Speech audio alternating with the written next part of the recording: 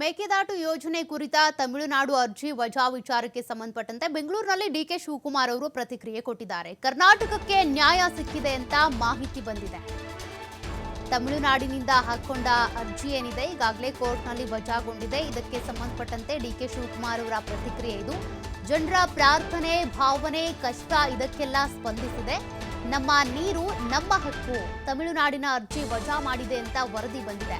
ಸಂಪೂರ್ಣ ಮಾಹಿತಿ ಬಂದ ಮೇಲೆ ಮಾತನಾಡ್ತೀನಿ ಅಂತ ಡಿಸಿಎಂ ಡಿಕೆ ಶಿವಕುಮಾರ್ ಅವರು ಪ್ರತಿಕ್ರಿಯೆ ಕೊಟ್ಟಿದ್ದಾರೆ. ಒಳ್ಳೆ ಸುದ್ದಿ ಬರ್ತಾ ಇದೆ. ನನ್ನ ಇವತ್ತು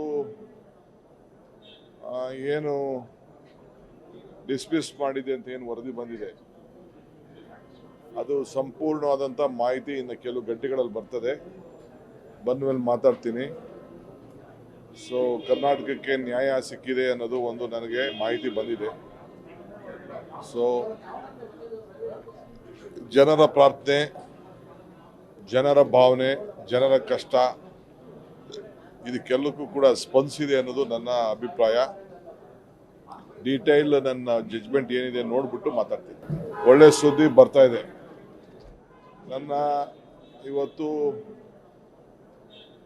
ಏನು ಡಿಸ್ಮಿಸ್ ಮಾಡಿದೆ ಅಂತ ಏನು ವರದಿ ಬಂದಿದೆ ಅದು ಸಂಪೂರ್ಣವಾದ